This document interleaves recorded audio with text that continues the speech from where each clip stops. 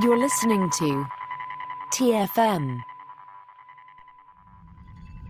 Want to join in the conversation and share your thoughts on this episode? Join the Babel Conference, our listeners' discussion group on Facebook. Just type BABEL into the Facebook search field, and we'll look forward to seeing you there. Hey everyone, I'm Rod Roddenberry, and you're listening to Trek FM.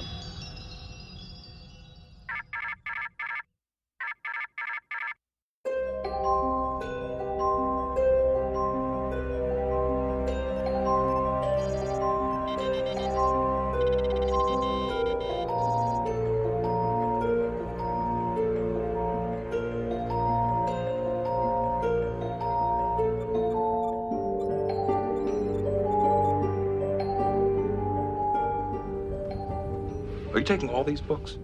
I thought I'd take some light reading. Guess I got bored.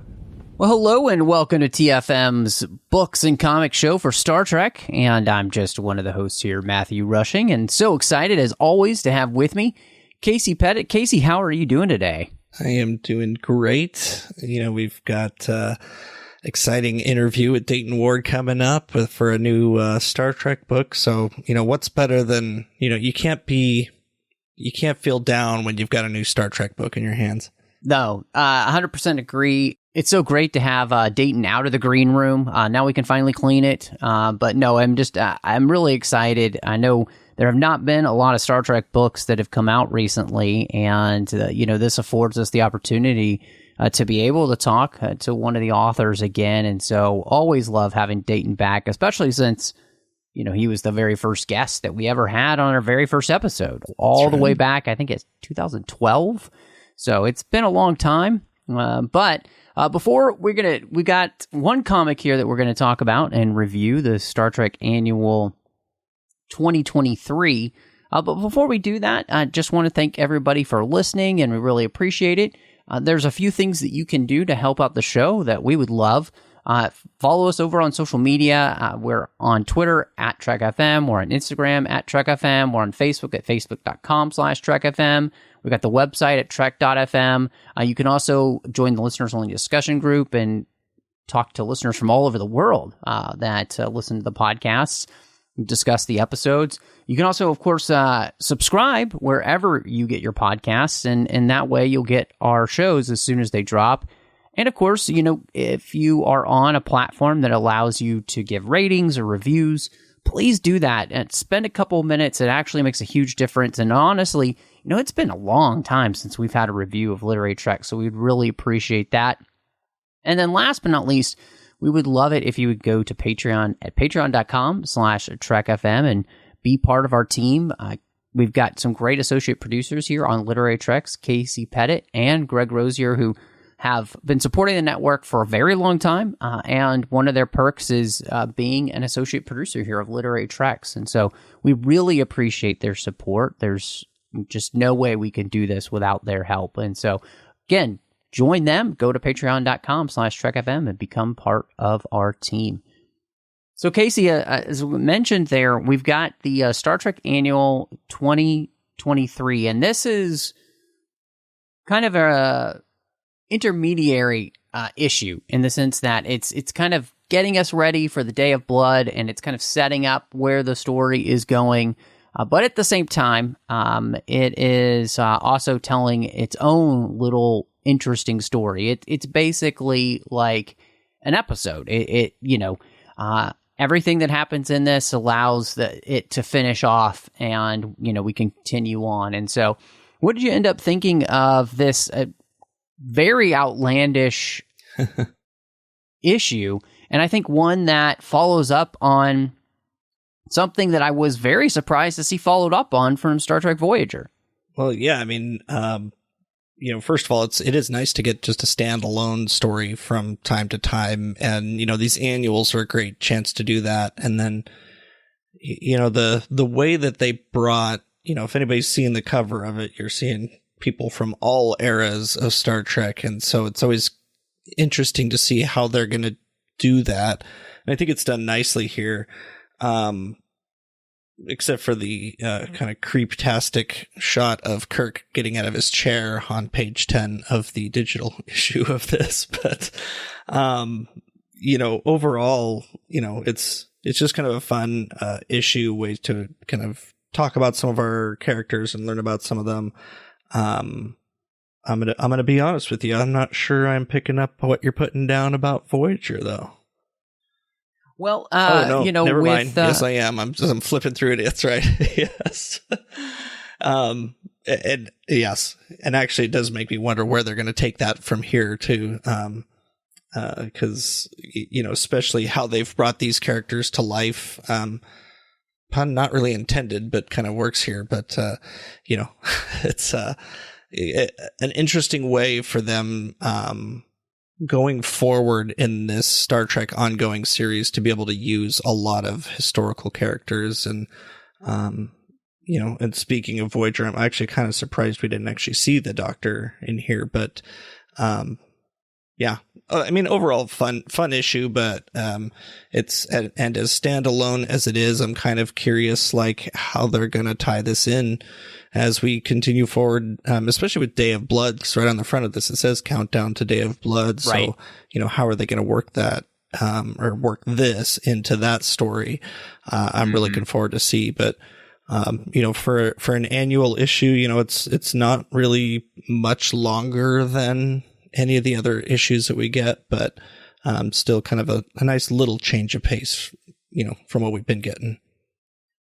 Yeah, I mean, I think this is a very interesting issue, especially, like I said, following up on Photons Must Be Free, which, was the story that the Doctor had written in Voyager, and the fact that these specific holograms had found sentience because of the way that they were interlinked with the Theseus itself. Mm-hmm. I think that's one of the things here that it makes me feel like this probably won't be something that affects, every hologram because of the special nature of the Theseus itself.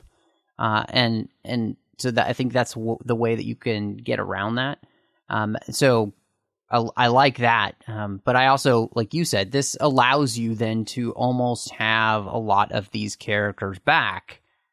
And, I think that's really an interesting thought of, being able to play with these characters that, are long gone without having to go through the craziness of finding a way to literally bring them back to life.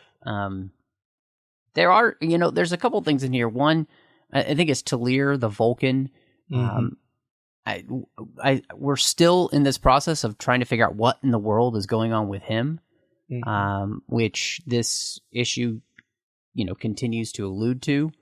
And so that was kind of interesting. And I gotta say, I love the fact that Lower Decks is really being referenced here, not just for the fact that Shax is again in this issue, but that they're playing the Klingon D&D game, which is hilarious.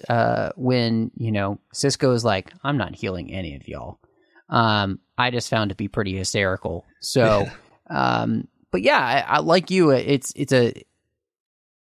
a good self-contained issue, and I think it is a fun story, and it gives us a nice kind of breather before we really dive into what's going to happen in the Day of Blood series, which feels like it's going to be pretty epic. Yeah.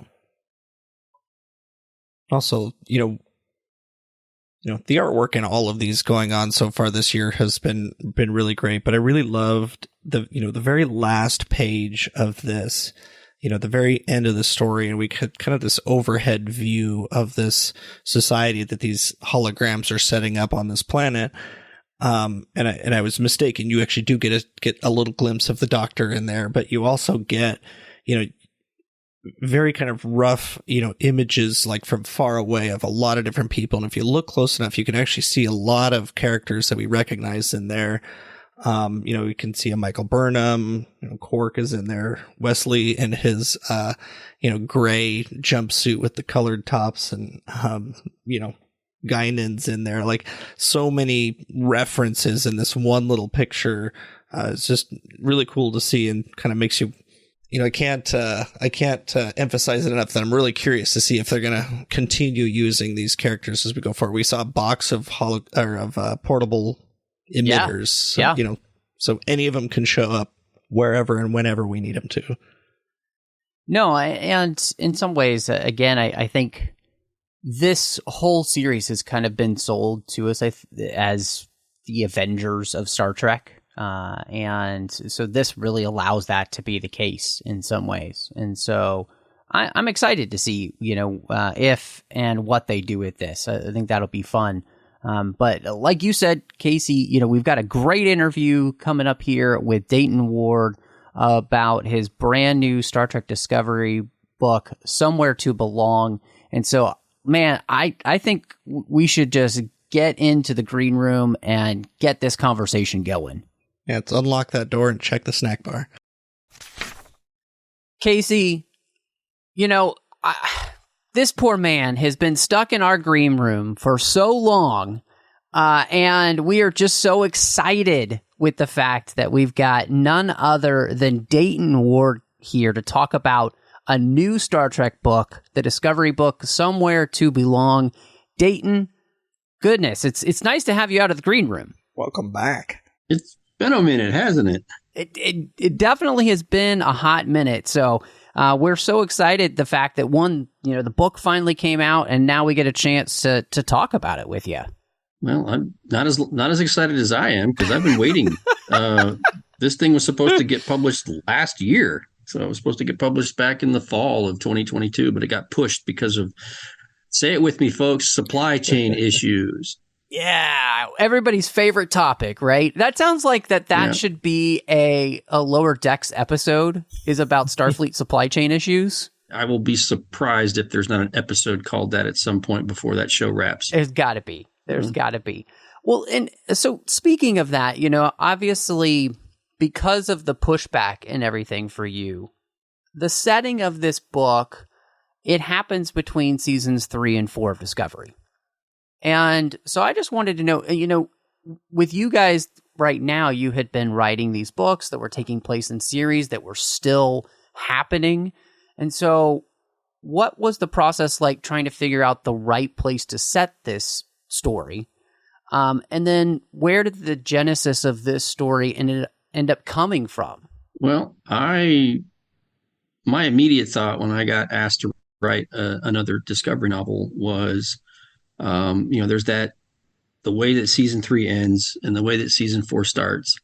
And there's an obvious gap between the two seasons. And at the end of season 3, there's a lot of questions that are not answered, at least to my satisfaction, as far as, how the crew assimilates into their new reality. And they didn't even have a chance to catch their breath after they came through the rift and into the 32nd century. They immediately got put to work, or they immediately put themselves to work, depending on how you want to look at it.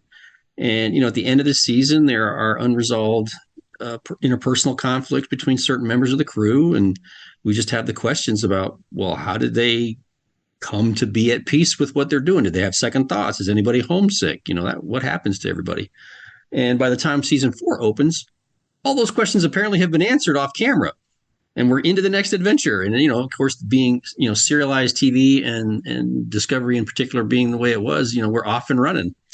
And there's no time for those kinds of long, in-depth, explorations of the different characters, except here and there as circumstances permit. So I just had jotted down a bunch of these questions and decided I want to examine them. And so that was what the primary driver for putting it between seasons 3 and 4. Granted, I thought it would come out closer to the end of when season 4 had been delivered to streaming, but so be it. It's hopefully you can read it anyway. And as far as the rest of the main plot that drives the book, I don't know how, we're not ready to get into spoilers yet. I know. I worked that out with Kirsten Beyer and my editor at Simon & Schuster, Margaret Clark. It was Kirsten's idea to involve we'll call them the guest aliens for the moment, because we don't want to. You haven't issued a spoiler warning yet. So it was her idea. So between the two of us, we worked out a few questions, because I started plinking around about how can I attach that back to, points of history, points of lore. and what can we do with them that hasn't been done before? And, of course, I had to ask, are you planning to do anything with these particular aliens? Because lo and behold, what happens. As soon as I write the book, they'll come up with something. So she assured me that they were done with that particular alien race. They were moving on to other directions. So with her blessing and her, and her helping me decide what we could do with them, that's how I hammered out the rest of the plot. And then from there, it was just sort of like, that's when I started hitting on the themes of, what drives the plot of, belonging and family and home, which happened to work for both sides of the story. Yeah, I feel like that's a story point that kind of really flows through very well through all of the story points in here. The title couldn't have fit better for this, Somewhere to Belong. With the crew, trying to find their place, like you said, and then with our guest aliens even trying to do the same thing with kind of this split, this rift that they have in their culture that, you got kind of two different sides of their culture trying to find their place in the universe. And, I think it's probably, we should just dive right into spoilers. And, so if you're listening and you haven't read this, stop right now, listen, or, go read the book, and then come back to this. But, I want to talk about... Yeah, we'll wait. Yeah, we'll wait. We'll be here. Dayton waits in the green room anyway, so it's fine. You really need to upgrade your snacks, guys. That's all I'm saying. I'm sorry. It's Cork is really falling down on the job. He's not sending us. The last thing I think we got were those, like, what were those snap pea things? Those snow beetles or whatever. I'm so sorry. So our guest aliens here obviously are the Xaheans. So I love the history that you kind of wrote for them being, well, love maybe isn't the greatest word, but they're victims of the Cardassians, just like the Bajorans were. They, kind of fell to the Dominion as well during the Dominion War. And so kind of getting some of that 24th century history was really cool. But we've got these two kind of ideals, I guess, for their society, the ones who want to stay alone and ones who want to kind of break off and explore, or at least have that option. And so, yeah, I guess I wondered if you could talk about why the Xaheans, why, that we saw them in season 2, did you just fall in love with them? What brought you to that conclusion to use them? Again, that came out of the conversations I had with Kirsten. She kind of encouraged me to run with that idea because I was looking for some way to tap into something from their past to help them with the current dilemma. And the Xaheans were one of the prominent alien races that were introduced in Discovery. And I didn't want to do anything with the Kelpians because that plot thread was going to work its way out in season 4. So I had to account for Saru not being there.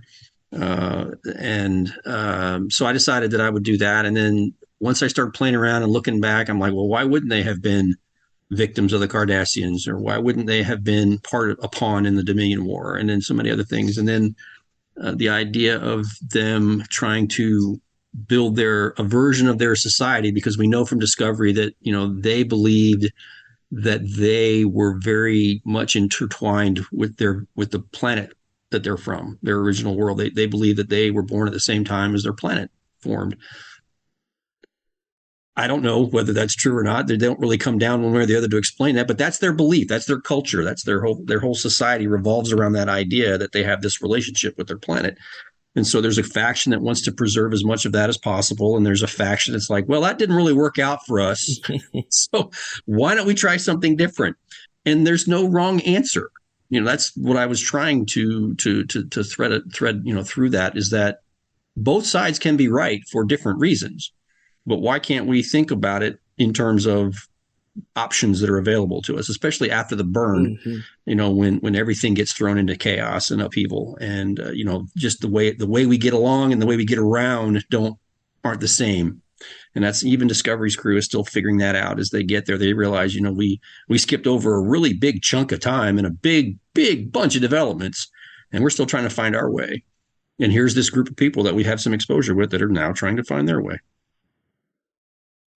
Well, that's such an interesting thing because, it really goes to where we are, and I think in our society is, everybody thinks everything has to be a binary choice, but, you can have both and, right? Like, you can still be people who hold on to the core of who you are with your planet, but you could also be people that explore. Those things aren't mutually exclusive, and yet, we get these groups who like to just make things mutually exclusive when it doesn't have to be that way. But we get locked in, and our modern society is very much a victim of this. We get locked into certain ways of thinking. We get locked into absolutes, and it is a binary. A lot of people do view life as a series of binary choices. You're either in or you're out. You're either them or you're us. You're either the good guys or the bad guys.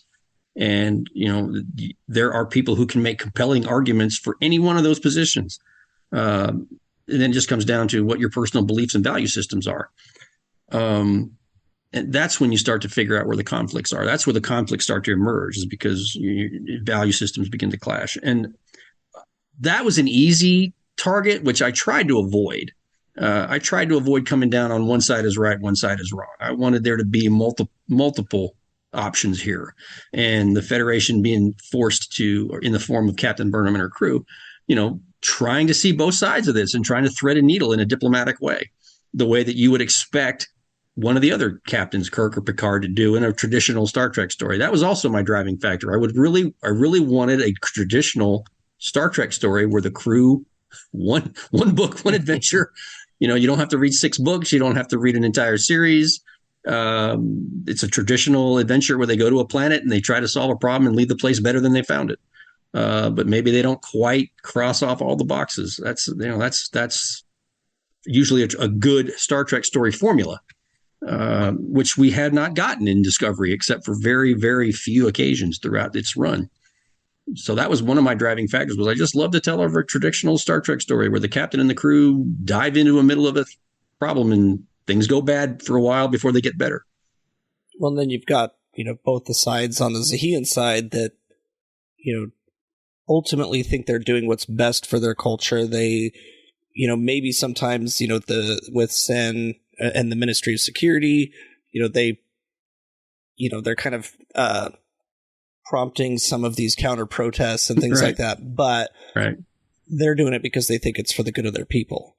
Right. It was like, I don't really like mustache twirling villains, and I don't like, I think the best, and I don't know that you would call them villains per se, misguided, overly devoted to their ideology in this case, but the best villains always think they're doing the right thing for the right reasons, and you can't convince them otherwise. So that's always been a thing with me. And yeah, I just like the idea of, there's not really a right or wrong answer. There are degrees where, if both sides could just calm down for a second and try to see the other point of view, we might reach consensus. But yeah, there might have been some topicality going on there. I don't know, subconsciously. All good. Well, that's a cool thing too, because, with them having been victims of the Cardassians, it really does harken back in the Dominion. It harkens back to the, Deep Space Nine, which was so good, I think, about creating the arguments on both sides and then leaving the viewer to be like, what side do I fall on?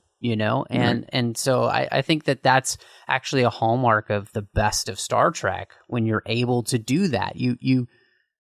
Star Trek, I don't think, and at its best, necessarily has to tell you what you have to think, right? And it leaves you like, okay, well, you have to question and wrestle with those ideas, and I think that's a really, I think, a much better form than just kind of like, preaching at somebody and making them come down on one side or the other. Yeah, I mean, for the most part, I agree. There's, there might be a handful of issues where there really aren't two sides to that story. But this is true. But those like are genocide, that kind of thing. Those are easy marks. Yeah, those are easy marks, and they don't make really interesting stories. So, the idea that, I can be wrong, I can be right, he could be wrong, he could be right, we could be both wrong and both right, and still find a way to work together. That's the more compelling story for me. And of course, the whole thing is a backdrop, because my primary drive for the book was to explore our characters and how they're sorry, guys, I don't want to say it, but it's the only one that comes to mind. Assimilate into their new reality. acclimate to their new reality, and find a way forward. Obviously the show, season 4 shows that they're doing a fairly decent job of that, but I thought there were it all got swept away in my brain. So I wanted to have a little more exploration of how they did it and what they went through and what prompted them to bury the hatchet, in certain circumstances. What were the storylines for the Discovery characters then that you were most excited to be able to tackle, since you felt like there was so much kind of left up in the air that you wanted to see? What were the things that when you jotted down, you're like, I have to tell this story? Well, I mean, an easy one was, at the end of season 3, Stamets is very honked off at Burnham for how he treats her, how she treats him. She ejects him from the ship when he wants to help, and she unilaterally makes that decision and feels like robbed him of a chance to help out or be his own person. Culber is feeling overwhelmed as a de facto counselor to the ship because, everybody's got their problems, but so he's got their problems and his problems, but which one takes precedence? And then how does that affect his personal relationship with Stamets? Tilly, of course, she's looking to find her way in this new reality, and that was another reason for bringing in the Xaheans, because it let me focus some on Tilly. Is she up for the challenge? Is she up for the demands and the rigor of what's being asked of her? So those were the 4 big ones. And Burnham, of course, she had the year edge on everybody. So she's like, can I lead these people? Do they need a year to acclimate like I did? Or, can I help them with lessons learned and help them over the hump? I mean, so there were a lot of just fluid situations that I thought would be fun for exploration. And then I also, that's why I decided to bring in an outside character in the form of the therapist, the Denobulan, so he could, speak to them as an outside observer. You guys are wrapped up in your own emotions and your own interpersonal conflicts, but here's what I see from a detached point of view to help them over the hump. And so he's very much based on a character from a show that I dearly love, MASH. He is very much modeled on Dr. Sidney Friedman, the counselor who shows up in various episodes throughout the run of the series and plays a very big part in the finale. In fact, the actor's name is Alan Arbus. So I kind of flipped the name to give him the alien Denobulan name.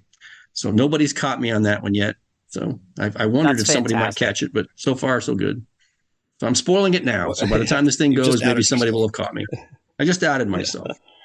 I mean, I even said in the early talks, I want a Sidney Friedman character to be able to poke and prod and cajole and let the characters work out their issues while he just sort of mentors them along. So that was, one of the great things, was even just at the very end of the book, that Burnham actually, kind of in her point of view in the last chapter of the book, she basically has this realization that she and her crew have to take time for mental health and their well-being, and that it's invaluable to them, which is not something that, I mean, we've seen some of it in Star Trek. I feel like, put a counselor on the bridge in Next Generation, and, it's come up in various forms, but just to have this, if there was ever a crew that needed mental health counseling, this is the crew. And especially with Culber, he needs help. And I kind of actually hope we see,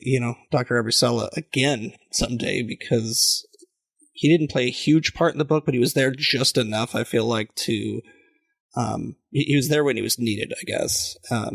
Yeah, I didn't want him to overshadow our hero characters, but I wanted him to be there at certain key moments so that he could help them connect a dot, help them see the which turn to make, which fork in the road to take, that kind of thing. Which is what a good therapist will do. They will help guide you to what works best for you. Mental health has always had a stigma, particularly in military circles and, pseudo-military circles. In the case of Star Trek, it's always been stigmatized and downplayed and even ostracized. And, there are situations where, military personnel will not reveal that they're having some kind of issue like that, or they're in a crisis like that, because for fear of how it will affect their career. And, so in recent years and in different vocations and walks of life, people are starting to figure out that this is not to be dismissed. This is important. and PTSD and trauma, can take any form, and it has a number of triggers. And just it's our increased understanding of mental health care and mental health issues that helps make these stories more personal. I mean, there are a lot of people who will say, well, Captain Kirk would never do that. I don't agree with that. I think if Captain Kirk were being the subject of a story like that today, we would see something like this. He would confide more in Bones or somebody else who's more qualified to do that. And there are hints of it in Next Generation, like when Picard, undergoes his torture at the hands of the Cardassians, and he sits down at the end of that episode with Counselor Troy to discuss that. That's the beginning of that therapy, not a one-stop shop. So we don't get to see that kind of thing, but we can infer that it happened. And yes, Discovery, I think, has taken that a lot further in terms of normalizing that this sort of care is important. Yeah. And I mean, that Culber recognized that during season 3 once they got there, but then seeing his struggle with this too, because he is taking that on himself, but not, he doesn't, who's he supposed to go to? Like, who counsels the counselor, essentially? And so to see somebody else come in that he kind of butts heads with a bit at the beginning, because he sees them as, almost a challenge, I guess, to what he's trying to do for the crew. But by the end, really kind of coming to see the benefit of having someone for him, but also for the rest of the crew as well. I thought that was very well done. Thank you. And I claim no expertise in this field, by the way. I was sort of navigating my way and asking people who are better informed on the topic than I am for guidance on how do I construct this scene? How do I compose this dialogue? How do I have this interaction work? So hopefully it works.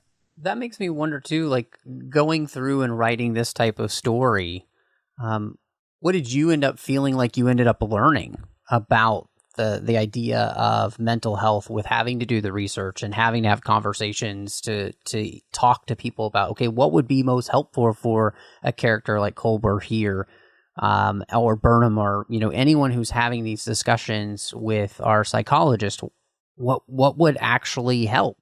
A lot of time, and I don't claim to have the answers. I don't claim to be an expert. It just seems that from my conversations with the people that I entrusted with this, a lot of times mental health comes down to the person just wants to be heard.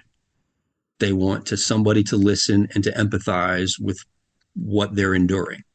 And that can be enough to unlock whatever it is that's got them in crisis, and just gives them the freedom and the safe space and the security to be able to talk about what it is that's bothering them.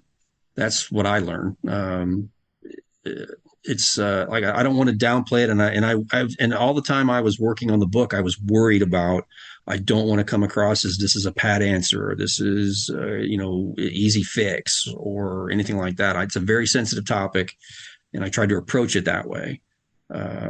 Ultimately, it's up to the reader to decide if I did it right or not. But my intentions were honorable, is all I can say. Well, all the characters end up in a good place, but not totally fixed. You can see Stamets on the way to accepting Burnham and kind of burying the hatchet a little bit, but maybe it's still there a little bit in the back of his mind. So it's not a complete healing, but a road to recovery, I guess. We're all works in progress. Mm-hmm. So I guess the better thing, the thing we can hope to be is, we're better than we were yesterday, and we can improve a little bit tomorrow, and just keep repeating that we're never, I don't know that you're ever cured. I hate to use that word. I don't know that you ever get over these sorts of issues, but you learn to deal with them, and you learn to emotionally compartmentalize them, or just incorporate them into your life in a positive way rather than it being self-destructive. Again, I'm not a therapist, licensed or otherwise, so please do not take my word as gospel. It's my personal takeaway from this. I just had one question that I was thinking of when you were talking about this subject, and kind of mentioning how, Discovery Season 3 had left you with a lot of questions, and then Season 4 seemed to have, answered all those questions for the characters, but not for you as the audience. Do you feel like this type of storytelling actually in some ways makes it a little bit easier to come in and write these books where you can create answers to these big questions that the show itself isn't doing. Whereas when you had the old shows, you had 26 episodes a season or whatever, you're covering so much of these people's lives. Whereas this seems to be like these, 3-month, 1 year snapshots. And then, you go to the next season and you're moving on so fast. Does that make it easier to write these type of stories as opposed to some of the other ones where you're like, all right, how do I fit this in between, this episode and not make it seem stupid?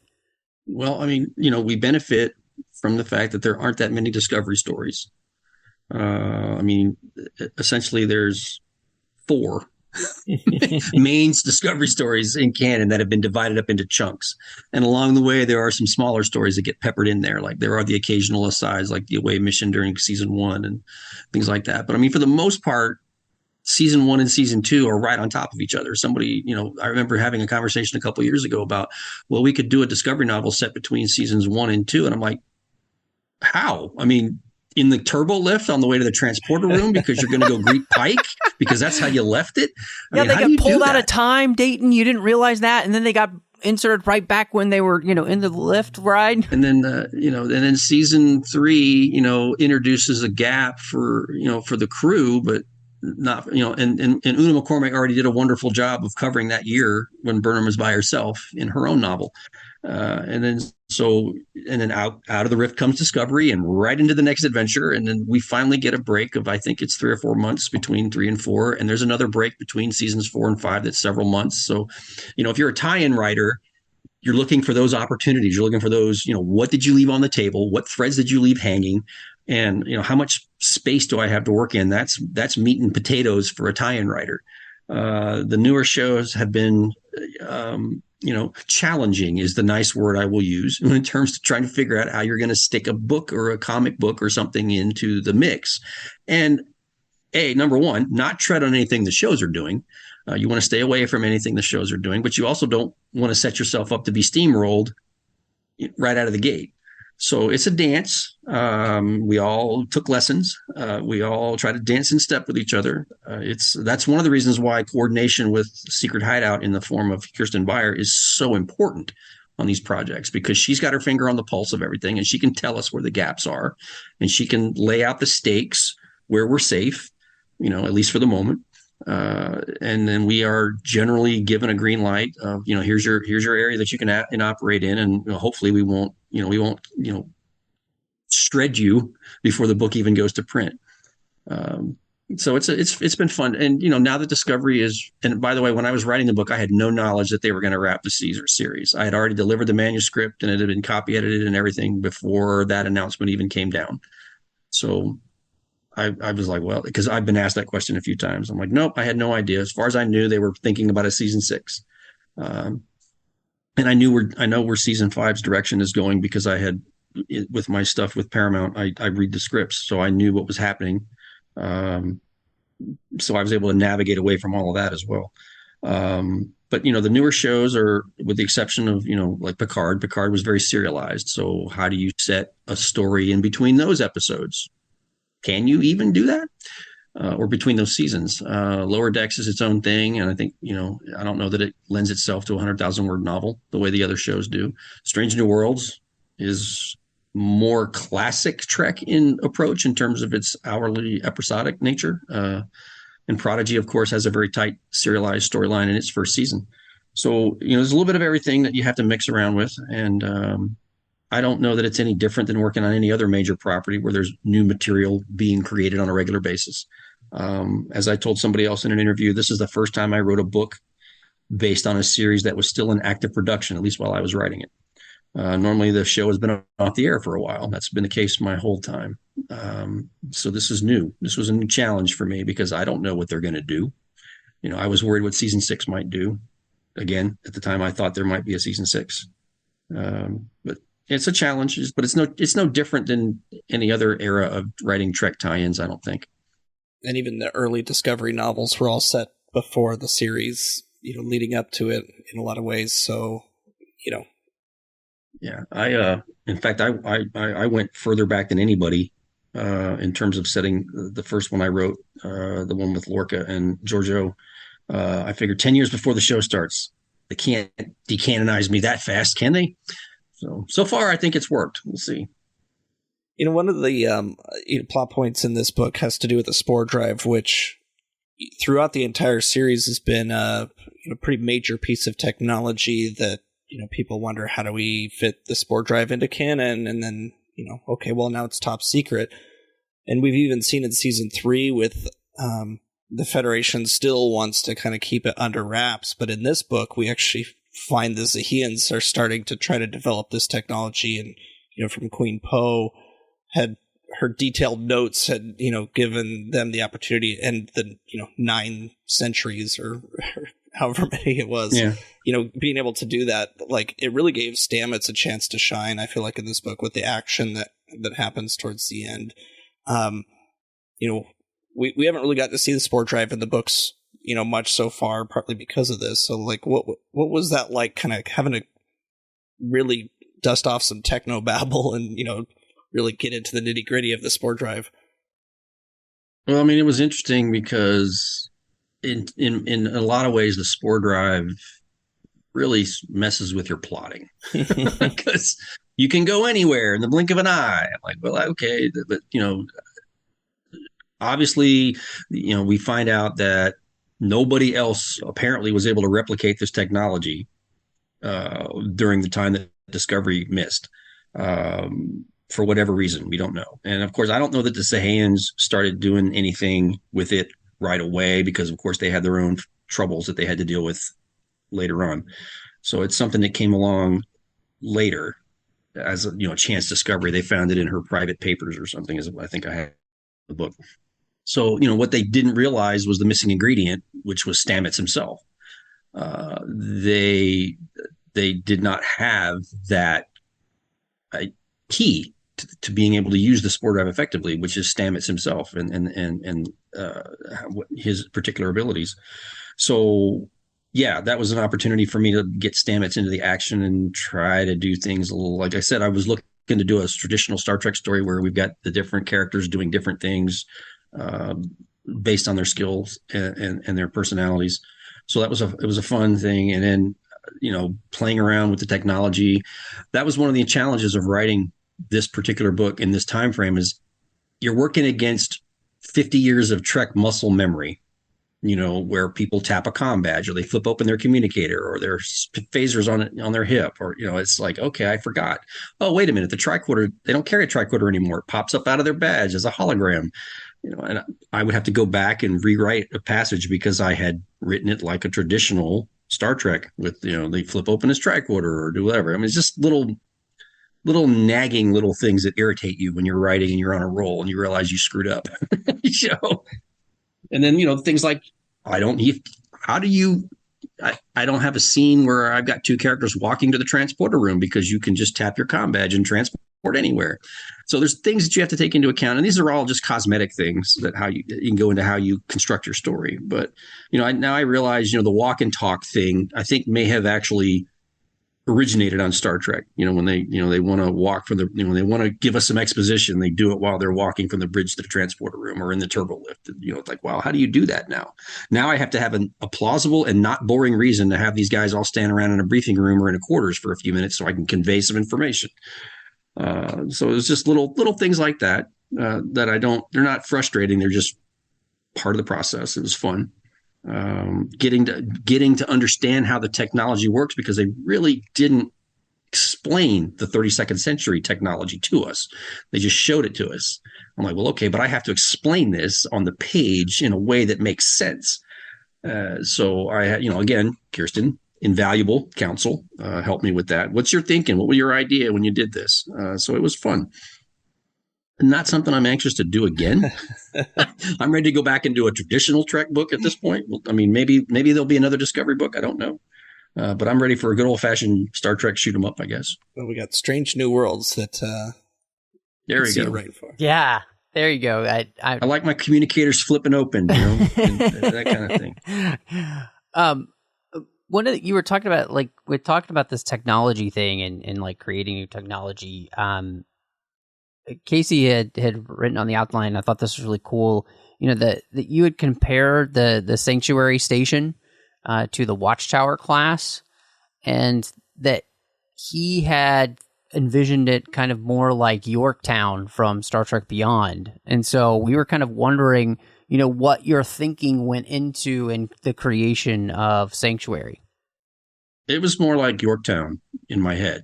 In fact, I allude to, I think there's a line that one of the characters says that, that she saw plans for stations of that type. Don't know if they ever actually materialized, because it would have been before their time in this timeline. But the Watchtower class was a comparison in terms of it's even bigger than this, and the Watchtower class, which was created for the Vanguard novels, is a fairly large facility. I mean, it can house 4 Constitution class starships inside its primary hull with room to spare, and all the support facilities, and then of course the larger area, the Earth-like environment that they have up there. So it's a huge station, and this thing is bigger than that. This thing is even much more. So I'm like, you're basically building an artificial environment, self-sustaining, that can move under its own power. So this thing is huge. But the Xaheans were blessed with a planet rich in dilithium, so they've got their unlimited. So there was an unlimited supply, or a very largely unlimited supply of that material that they were able to take with them. But yeah, I envisioned it as a self-sustaining ecosystem like Starbase Yorktown, similar in how it was constructed. And I knew there would be comparisons to that, so I just hung the lampshade right on it and said, yeah, it looks a lot like what I read about when I was at the Academy, or whatever I said.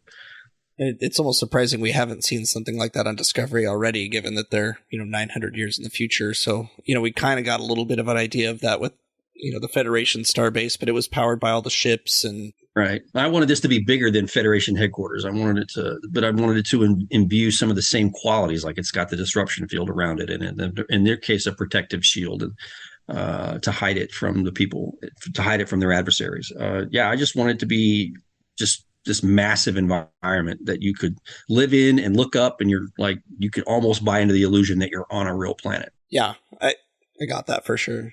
Almost, but not quite. You look up. If you look up far enough, you can still see the superstructure and everything. But I was really curious, because as you were talking about the technology with the Spore drive and everything, I was thinking back to, when they created Enterprise, one of the reasons that they just didn't go farther into the future was what do you do? And so I would be interested in hearing your thoughts on just playing around in a place that's supposed to be so advanced. And do you feel like that is harder because it's so easy to answer all the questions? You can just jump with a Spore drive from here to there. You don't get to do like you were talking about, like walk and talks and everything, because everything feels so immediate. And so like us, we live in this world where everything seems to be like, if we don't get it right now, that's, but that seems to be the 31st century for them in some ways. So is it harder then to overcome storytelling problems because everything seems so immediate? It's a challenge, but I don't know that it's obviously not impossible. It's, what I start with is, all right, I've got all this tech, and I do this with just about every Star Trek story I've ever written, is, I've got all this technology that's available to me depending on which crew I'm dealing with and in which era. How would the bad guys, or how would the whatever disable it? How would you get around it? How would it become a problem? It's like, how do I remove that from being the easy answer? So there, it's always a case of, is there something that inhibits the transporters? Is there a radiation field? Does data get shut off? Or, that kind of thing. It's just you work backwards to figure out, okay, how do I defeat this technology in a story plausible way that I haven't done 12 or 15 times before? That's the key. And then still make it interesting, and then still be able to showcase that technology at the right moment in the story, and again, harken also without falling into the trap of the technology as the star of the story. That's the other thing is that Star Trek's always been the technology supports our characters and supports our storytelling. It's not the end all be all of Star Trek. So you wonder what people in the 32nd century do when you can pretty much have anything you want by tapping your badge or tapping this or programmable matter can make it for you. It's like, but I guess it goes down to what are you doing with your life anyway at that point? Are you trying to make a buck? Are you just trying to live your best life? Or are you trying to make things better than they were before you found it? I mean, I guess it goes back to what your value system is or what your priorities are in life. So maybe not everything needs to be immediate. If you're really not in a rush, you're just busy living life. It's like, I can do all these things, but I still like to go camping and leave all that crap at home, right? I can have my computer and I can have Uber and I can have DoorDash and I can have, streaming movies, but yet I still like to get away from all of that stuff from time to time and live. So I think it's like that times, 10 or 20, basically is like, what do you do in the far future when everything is at your fingertips? Well, you got to go find your fun in your life someplace else, live your life a different way. It's not an easy question to answer. And I imagine that answer is different for everybody, which is part of the fun, I guess. Speaking of living life, we can't go without asking about movie night. We bookend this story with movie nights, and definitely caught the first reference right away. In fact, even texted Matt about it as soon as I read it. That was one of everybody's favorite Star Trek movies, I think. It's the best Star Trek movie ever made. So. Yes, those are fun little Easter eggs in there for anybody. I actually tried to have at the end, I wanted to have a setup where stories of previous Star Trek or Starfleet crews had been dramatized at some point during that intervening 900 years, like the voyages of the Enterprise, the voyages of Voyager, and these had become dramatic fiction in some form, the way we dramatize historical events now. And so I had it all set up to basically, the idea was that I was going to compare Discovery's crew and their plight to find a home with Voyager and its crew's, attempts to do that during their journey back to the Delta Quadrant. And that was a bridge too far. My editor said I shouldn't add don't want to put it too on the button.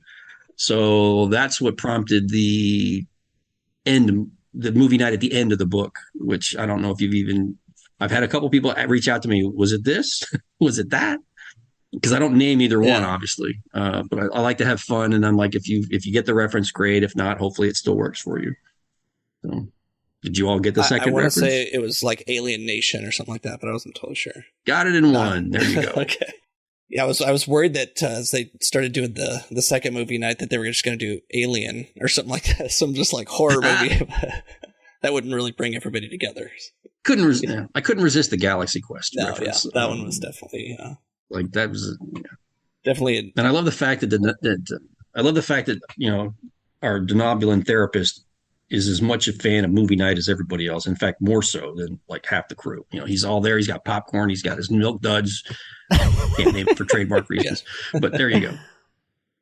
I love the thought that all of this lasts, and people are still watching these movies in the 31st century. That is fantastic. I love one of my favorite things about Strange New Worlds is that Captain Pike is a fan of The Day the Earth Stood Still. Yes. So I feel vindicated. So with Discovery coming to an end, and you having gotten the opportunity to play in this universe a little bit with Discovery, I just wanted to know from you, what do you think is the legacy then of Star Trek Discovery and what it leaves behind? Well, I mean, outside the box, Discovery basically launched a new era of Star Trek in terms of how new Star Trek filmed content is delivered. I don't know that it would have survived if it had been, commissioned for one of the networks. or even cable. I don't know that it would have survived, just because of how unforgiving, that environment is toward any television show. But science fiction in particular has a hard time finding a footing.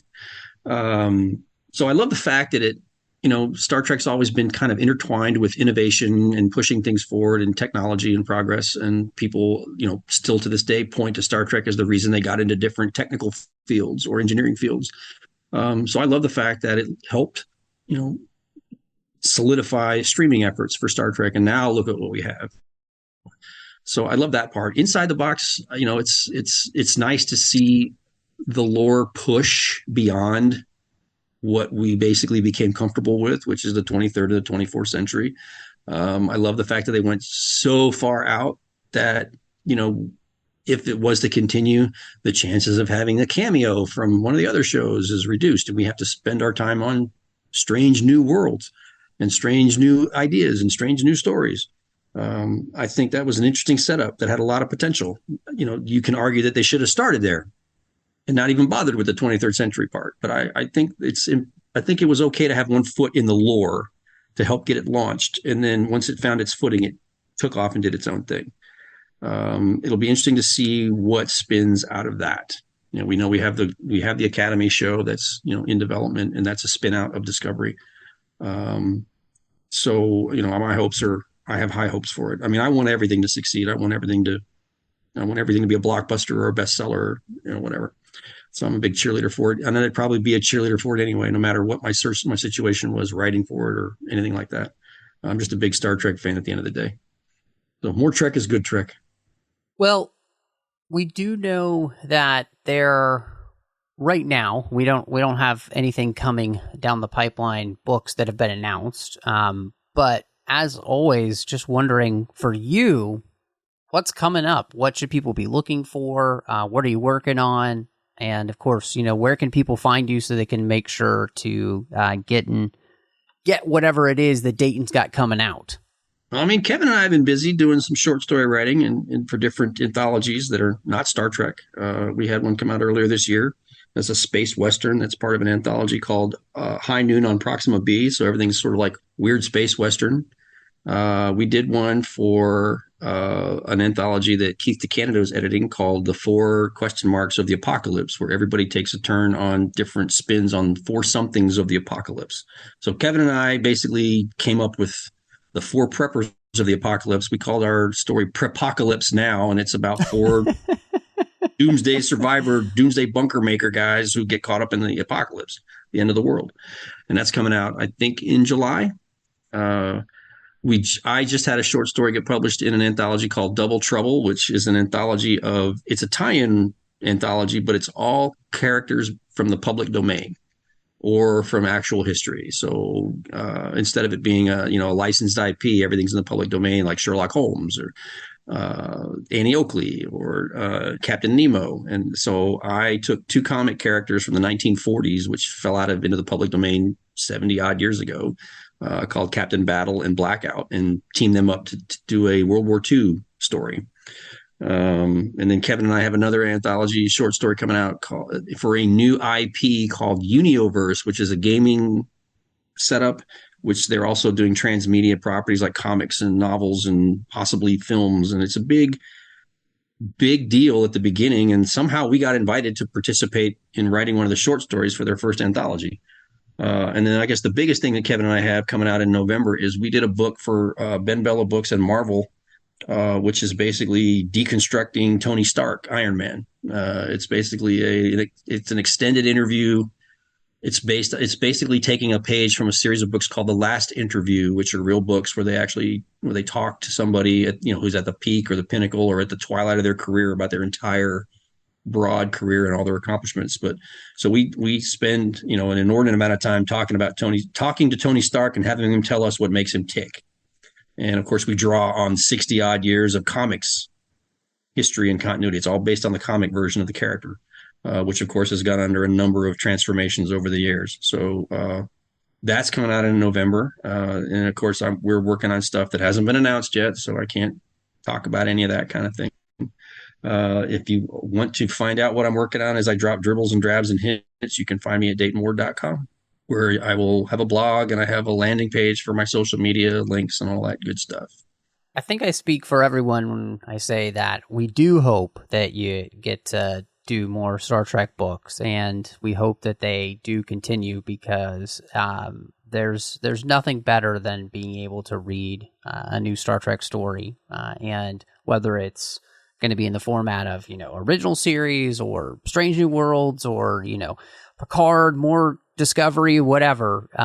You guys have, I think, become such an indelible part of Star Trek. I honestly just can't imagine not having y'all around. It was kind of weird. Thank you on behalf of the other folks who do this. It was kind of weird when I got told last year that they were going to push the book into 2023. I said, you realize it's like the first time since 2008 that I haven't had at least one Star Trek novel published each year. So I've gotten spoiled, and it's been a heck of a ride, and I'm thankful for it, and I will keep doing it as long as they let me. But I've been doing it for quite a long time, as I was reminded a couple of weeks ago. I'm like, man, it has been a long time I've been doing this, longer than a lot of people. But I enjoy every minute of it. It's as a fanboy who turned pro, it's been quite a ride. And I do hope that we will sit here again to talk about whatever my next one is. Yeah, as long as you keep writing them, we'll keep reading them and keep having you back. I hope to be here. I hope to say we can plan on another one of these days. Might have to just dive back into your back catalog and have you back for one of those older ones. I don't even know. Did we ever do that, Matt? I don't know. You guys have been doing this for a long time now, but I don't remember if we've ever actually gone backward. We definitely have had people on to go backwards, with stories. And, I think it would be really fun to be able to do more often now, just because, we don't get the opportunity right now to talk to people, and in all honesty, just kind of miss being able to do that. And so, I think that, until things get announced, that might be something we have to do more often with Literary Treks, just because, we want people to be looking at y'all's old works as much as, what's coming out new, because it's stuff that's worth catching up on. Like, Casey's just been in the fall series. So, just brought me back to the good old days of having those big series that you guys would be working on and think, figuring everything out, and, David Mack with his ridiculous Excel spreadsheets. And so we need more of that. The fall.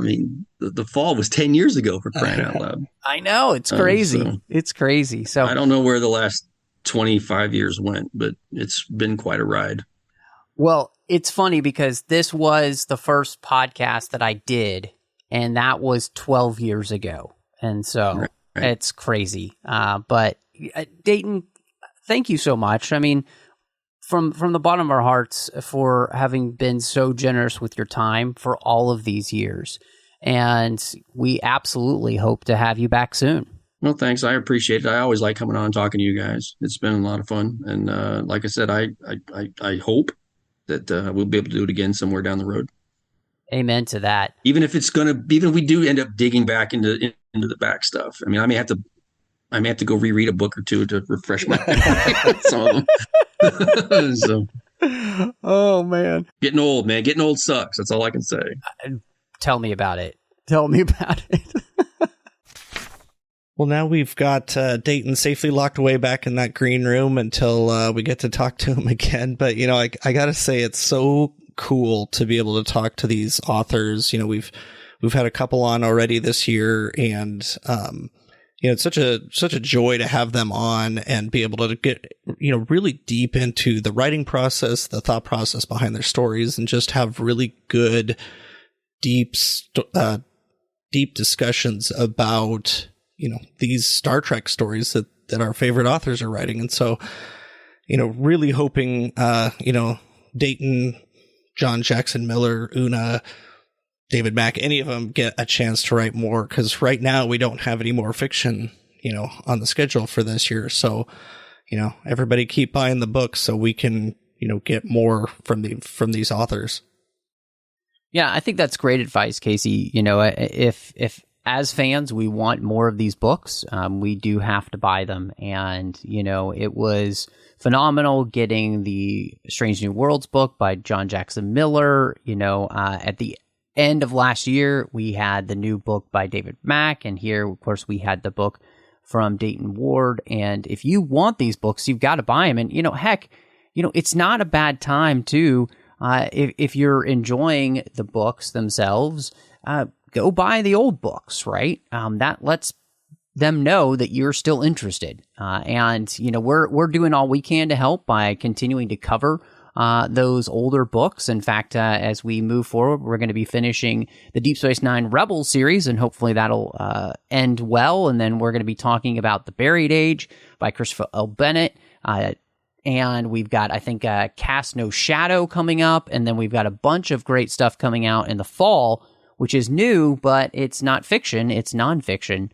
Unless you count, of course, the autobiography of Captain Sisko, but of course that's not fiction. That is nonfiction as well. So, it's absolutely real. Oh man! But Casey, you know, if anybody wants to see what else you've got going on these days and what's happening with you, where would they find you? Well, really, the only places I'm active anymore are Goodreads and Letterboxd, so definitely check me out there. I'm at Knitting Trekkie, and you know, I also poke around on Facebook and the Babel Conference from time to time, so definitely hit us up on there and tell us what you think, or if, you know, tell us what you want to hear. Matt, you know, when you're not, you know, restocking the snack bar for Dayton, where are people going to find you? Yeah, I feel really bad that we forgot to do that for him, so I'm going to have to get into that. But you can find me all over social media under the name Matt Rushing02. Of course, here on the network, doing a bunch of different shows. We got the 602 Club, which is all of those fandoms outside of Star Trek that we love. So please check that out. We have such a blast over there. In fact, love the fact that we added to the team of reviewers as kind of a permanent co-host now, coming on when Christy's not there, is Zachary Fruling, which is great. And we just talked about Tron. Of course, we just discussed Across the Spider-Verse, which has just come out. You can also find me on The Orb, Warp 5, The Artificial Tango, and Saddle Up. As we're recording this, in fact, Casey, as we're recording this, we have just one more week until Strange New Worlds comes back, which I don't know about you, but I am super excited about. Yeah, those trailers are getting all the hype up. Can't wait for it.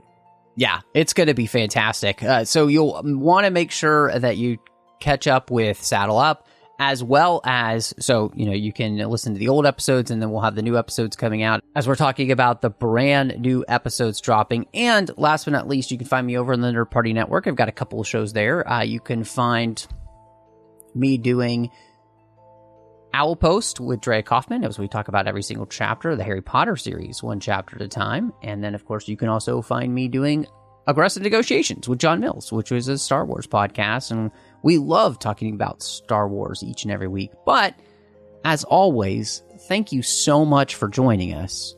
And until next time, live long and read on. What do you call that, light reading? To each his own, number one.